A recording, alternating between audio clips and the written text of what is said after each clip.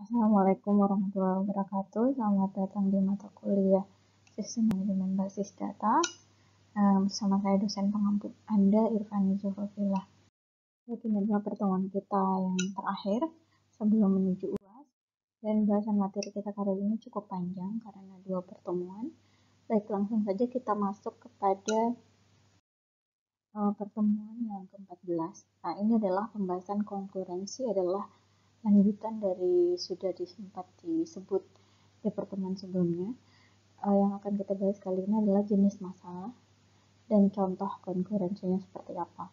Baik, mungkin selanjutnya tidak berlama-lama lagi kita akan masuk ke lanjutan dari konkurensi, materi konkurensi di mana pengendalian atau kontrol konkurensi ini dimaksudkan untuk protokol yang berbasis penguncian, lalu protokol berbasis pembatasan waktu, protokol berbasis validasi, dan penanganan deadlock. Nah, konkurensi ini dapat dikatakan merupakan sebagai fitur dari database management system di dalam mengizinkan banyak transaksi pada saat bersamaan untuk mengakses data yang sama. Saya mohon maaf sebelumnya karena saya sedang pilek, jadi mungkin suara saya akan timbul tenggelam. Tetapi pada dasarnya yang saya terangkan, yang saya jelaskan itu sudah saya ketikkan dengan sangat jelas pada setiap slide-nya.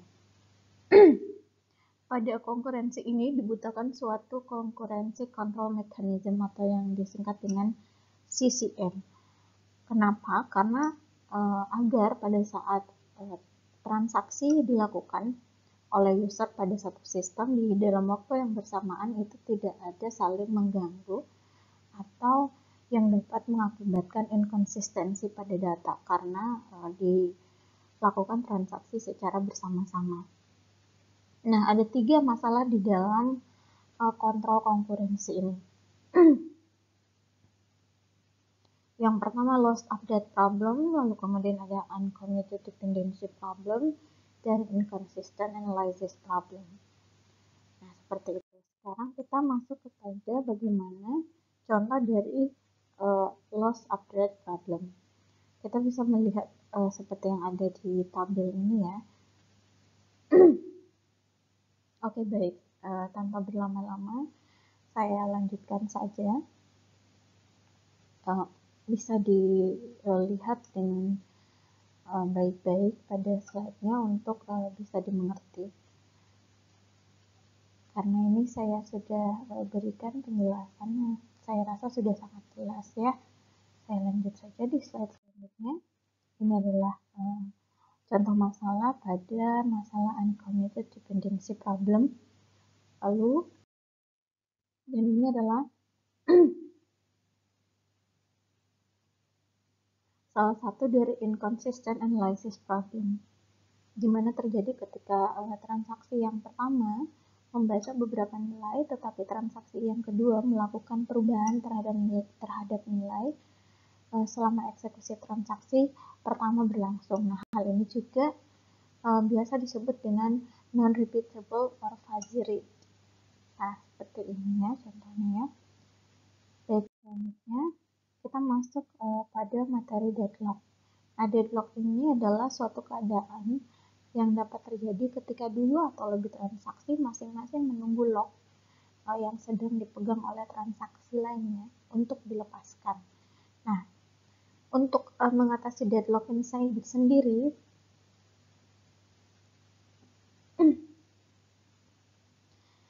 ada 3 cara. Yang pertama time out, yang kedua deadlock prevention, dan yang ketiga deadlock detection and recovery. Untuk time out sendiri merupakan pendekatan yang memungkinkan suatu transaksi yang meminta sebuah lock atau penguncian yang menunggu hanya sampai periode waktu tertentu yang sudah didefinisikan di dalam sistem. Sedangkan deadlock prevention itu pendekatan yang mencegah deadlock untuk memesan transaksi menggunakan timestamp transaksi. Lalu kemudian untuk selanjutnya, nah ini adalah salah satu contoh penggambaran dari contoh deadlock itu sendiri. Bisa dilihat pada panah yang berwarna merah ini. Ini yang disebut dengan deadlock.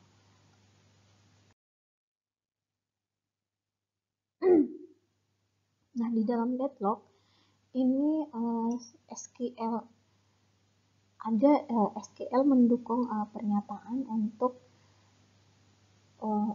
kontrol konkurensi, yaitu commit dan rollback. Nah, commit ini adalah perintah yang mengakhiri transaksi terkini, lalu membuat setiap perubahan selama transaksi sehingga menjadi permanen. Sementara rollback itu adalah kebalikan dari commit. Nah, rollback ini untuk alasan tertentu memiliki fungsi dua. Yang pertama, jika kita membuat kesalahan ketika menghapus baris data dari tabel, maka rollback akan mengembalikan data yang pertama atau yang sebelumnya, sebelum kita rubah. Yang kedua, jika kita memulai transaksi yang tidak bisa kita selesaikan karena munculnya faktor lain atau yang disebut dengan exception, atau kegagalan perintah dari bahasa SQL yang kita masukkan, maka rollback mengizinkan kita untuk kembali ke titik awal untuk melakukan pembetulan dan kemungkinan untuk mencobanya kembali. Nah, ini adalah contoh perintah commit dan perintah rollback ya. Baik, sekarang untuk konkurensi kontrol ini merupakan proses pengaturan operasi yang simultan pada basis data tanpa menyebabkan saling mempengaruhi antara satu dengan yang lain. Baik, untuk slide-nya saya rasa sudah sangat jelas ya. Baik, sejak tadi sudah sempat disebut-sebut lock. Lock itu apa? Jadi locking ini merupakan suatu prosedur untuk mengontrol akses konkuren terhadap data.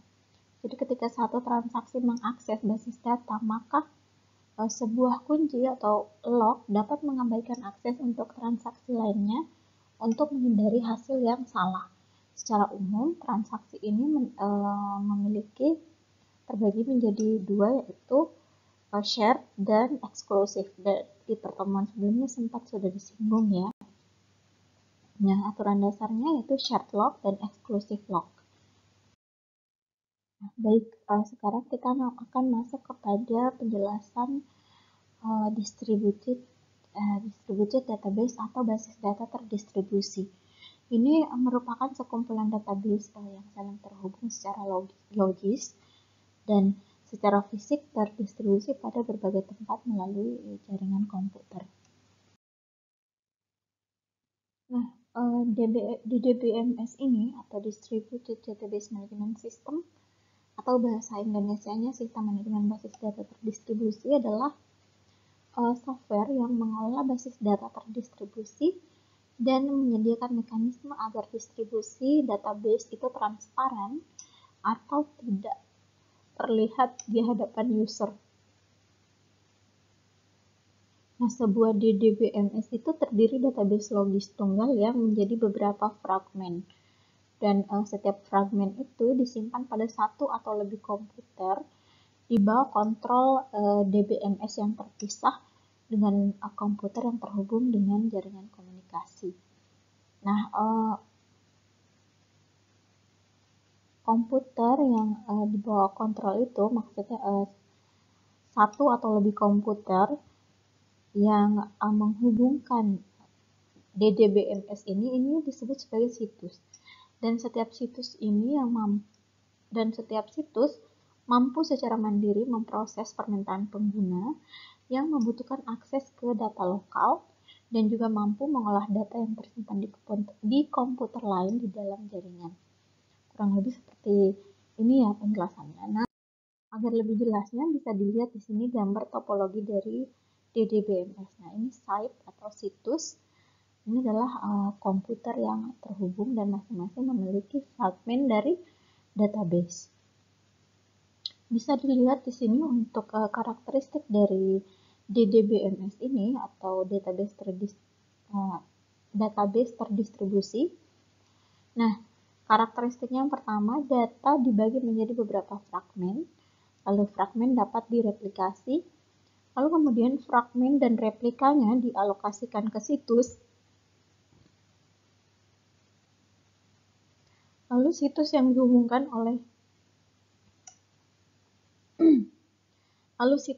dihubungkan oleh jaringan komunikasi, lalu kemudian data di setiap lokasi adalah di bawah kendali database management system, dan DBS di setiap situs dapat menangani aplikasi lokal, lalu setiap DBMS berpartisipasi dalam sedikitnya satu aplikasi global. Nah, itu adalah karakteristik dari sebuah database terdistribusi manajemen sistem. Baik, pada slide ini Anda bisa membaca apa ciri yang mendasari database distributed database management system dan apa prinsip dasarnya.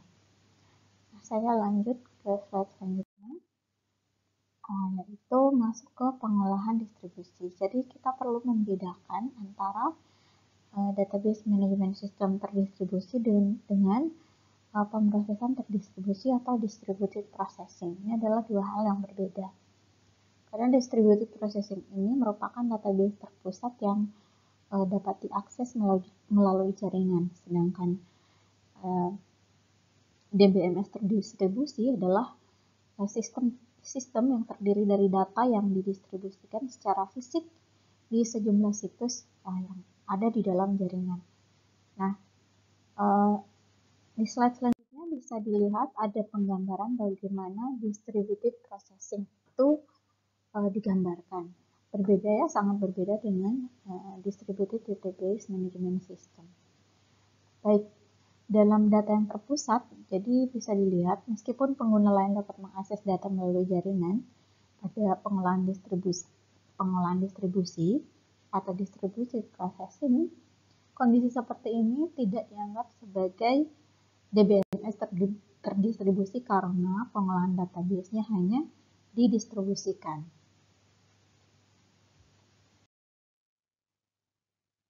Nah, untuk materi client server saya rasa tidak saya bacakan per lembarnya ya. Saya harap Anda bisa membacanya per slide dengan teliti jika ada yang ingin Anda tanyakan. Berhubung saya masih dalam keadaan pilek, saya mohon maaf ya, tapi saya harap kurang lebihnya sesuai dengan apa yang saya presentasikan kepada Anda di slide per slide-nya.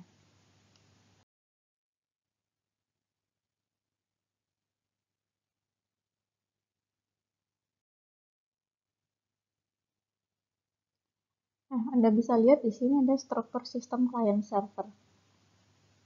Untuk struktur sistem client server, Anda bisa lihat di sini ada gambar skema sistem client server. Ini adalah ada gambar. Nah, bisa dilihat di sini ada database server, ada printer server. Nah, penjelasannya bisa Anda lihat di kotak sebelah kanan ini ya. Nah, saya lanjut saja untuk komponen dan fungsi sistem klien.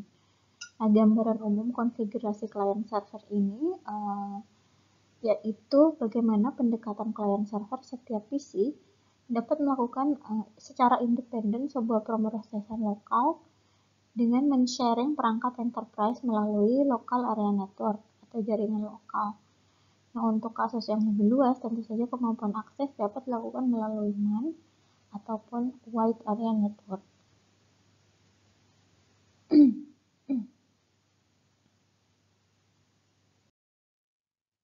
Nah, di sini bisa dilihat ada gambar dari komponen sistem client server, di mana klien dapat berupa sebuah pemroses yang dapat juga berupa terminal dengan kemampuan proses yang terbatas. Nah, secara mendasar klien adalah sebuah PC dengan sistem operasinya sendiri, dan sebagian besar pemrosesan banyak dilakukan di sebuah server, di mana bagian-bagian dalam lingkup pekerjaannya ditentukan oleh program komputer. Nah, inilah yang menyebabkan sistem client server berbeda dengan sistem transaksi tradisional. Karena memungkinkan sebuah teknologi dan aplikasinya digunakan secara bersamaan. Nah, aplikasi di sini ini termasuk di dalamnya seperti email, lalu kemudian file lokal seperti database management system untuk browsing, penghitungan, sharing resource, dan lain-lain sebagainya ya.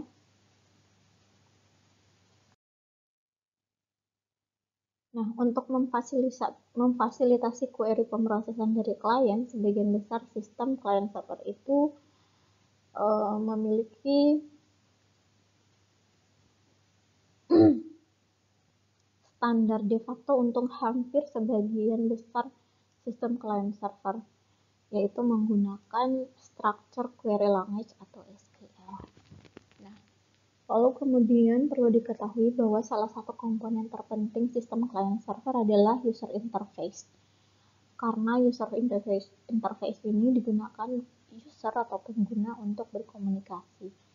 Lalu dibutuhkan graphical user interface untuk end user karena GUI menampilkan grafis untuk melakukan akses dengan hanya mengklik icon-icon itu tanpa perlu memasukkan perintah-perintah kode pemrograman. Seperti itu. Baik, selanjutnya saya harap sudah jelas. Untuk pertemuan kali ini videonya saya cukupkan sampai di sini. Meskipun masih panjang ya slide-nya, tapi saya rasa ini sudah cukup jelas. Saya sampaikan. Selamat belajar dan